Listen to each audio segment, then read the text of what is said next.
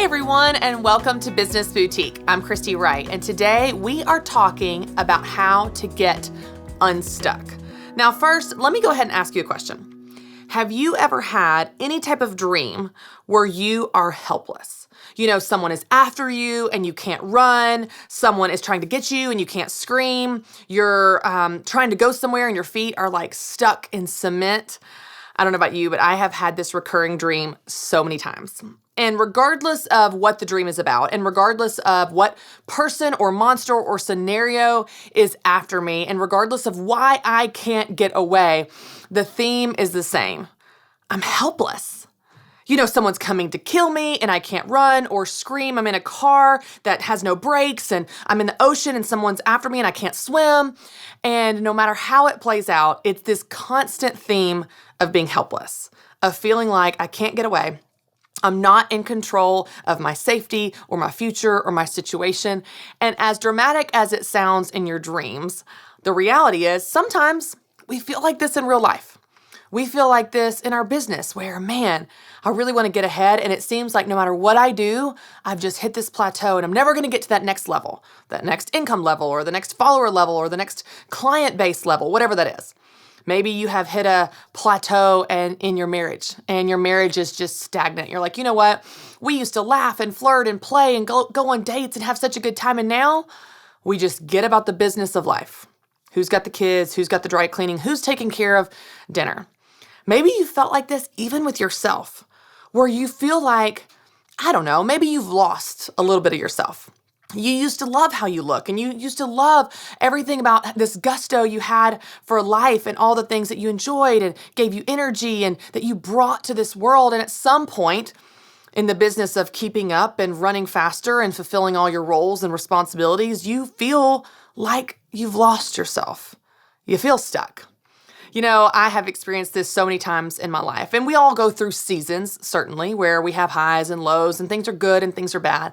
But you know what? In these seasons of feeling stuck, I want you to know that you are in control. This is not a bad dream where you can't run and you can't scream and you can't get away. This is real life, and you are more in control than you realize.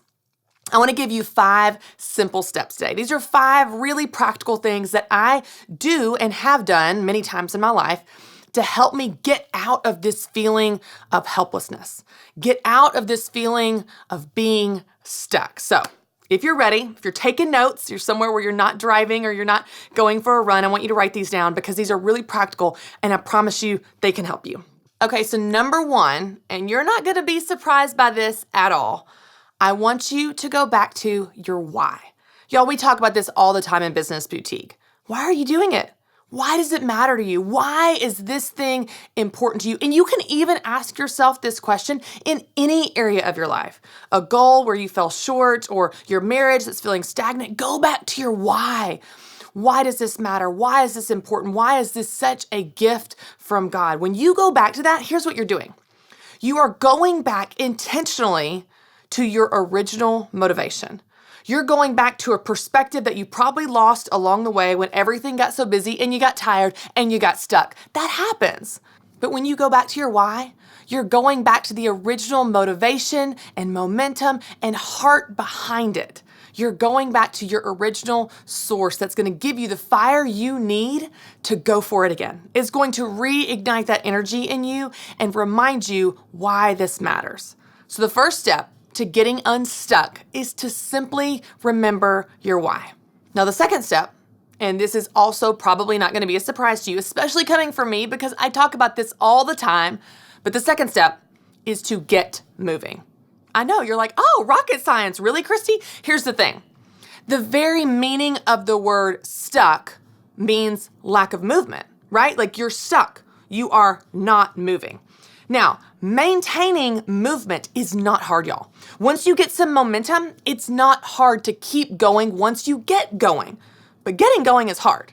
So that's why your only objective is to get going, get moving, get some type of physical activity. And it might even mean your small baby goal is to get out of bed, or to put on your shoes, or to put on real clothes, or put on your makeup, or to just walk downstairs. Just get some type of physical movement going.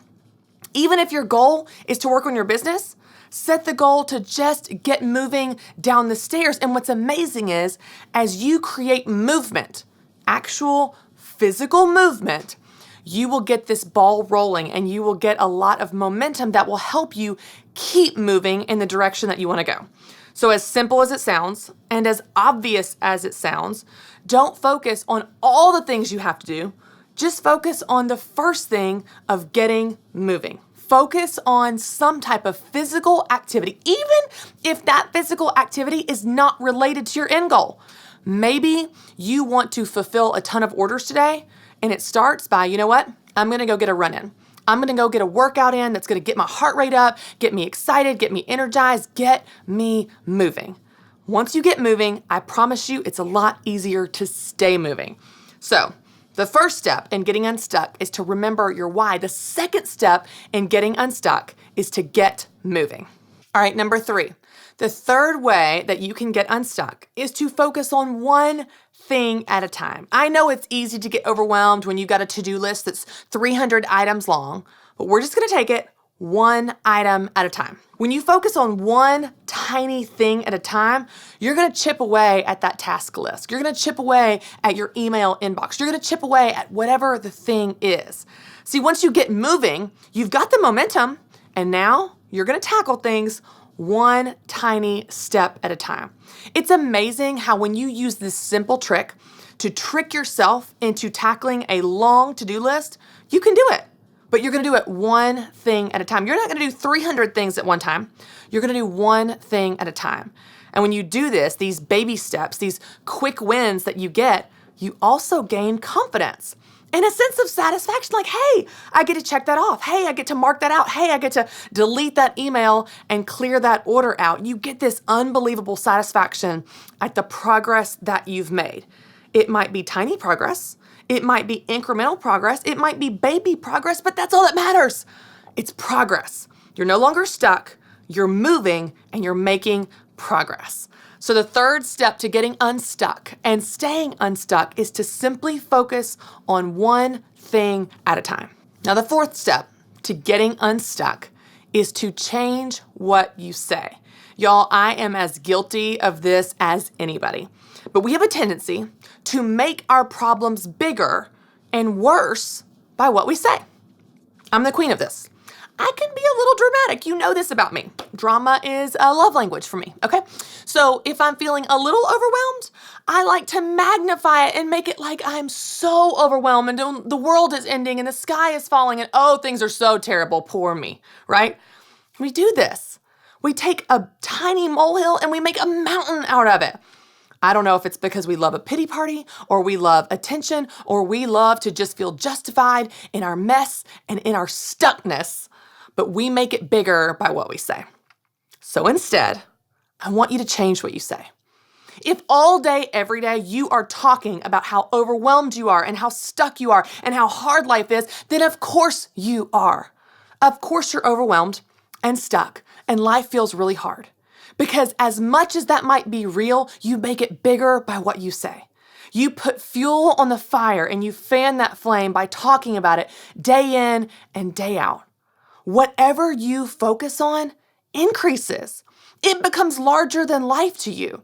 And so if you are focusing on your overwhelm, if you're focusing on how stuck you feel, then you will feel even more stuck and even more overwhelmed. So instead, change what you say. Change your attitude. Change your perspective. Instead of saying, I'm so stuck, I'm never going to get out of this hole, you might say something like, you know what? This is a challenging day, but you know what? Tomorrow is going to be better. Or man, this is a tough season in my business, but I know it's setting me up for a breakthrough. I bet I'm just on the brink of something huge for the next season. Change your attitude. Begin to speak life into yourself and your business. Your words have power.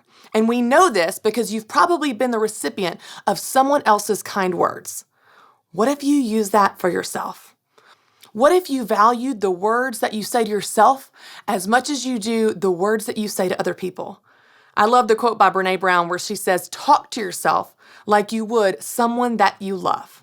I would be willing to bet that the things that you say to yourself, you would never say to another person. You are so overwhelmed. You are so stuck. Man, you're never getting out of that hole. That sounds ridiculous. You would never talk to someone that way. So stop talking to yourself that way. Instead, change what you say. Change your attitude and your perspective, and I promise you, you will feel such freedom. All right, now the fifth way that you can get unstuck, and this one is one of my favorites, not only because it's the most important, but it is the most powerful. I want you to pray. Now, it may seem obvious like some of these others, but y'all, the power of prayer is real. Now, I want to give you a really tangible example that you've heard me talk about before. Remember recently when I was talking about my advertising campaigns class, and our little group kept running into roadblocks. We couldn't find this target market. No matter what we did, it seemed like it was a dead end. And you know what I did? I prayed. I prayed that God would help me with my advertising campaigns class. Now, you might be sitting there thinking, Christy, God is busy curing cancer and healing diseases and saving the world. He's not interested in your campaigns class, but here is what's so fascinating. He is. He's interested in every detail of our lives. The Bible says he knows every hair on your head. And I want you to know, friend, that he knows every dream in your heart. He cares that you are stuck, and he is a way maker. Like I told you before, God took us to a petition that ended up being the exact target market that we needed, that the entire campaign presentation was built on, that led to us winning the entire campaign at the end of the semester. How did we do that? How did we win that campaign when all the other groups were killing us all semester? Because God made a way. And God made a way because I asked him to. Because I prayed. Because I trusted that he cared about every detail of my life, because I know God and I know that he does. And I want you to know, if you haven't experienced that, I want to challenge you and encourage you to pray.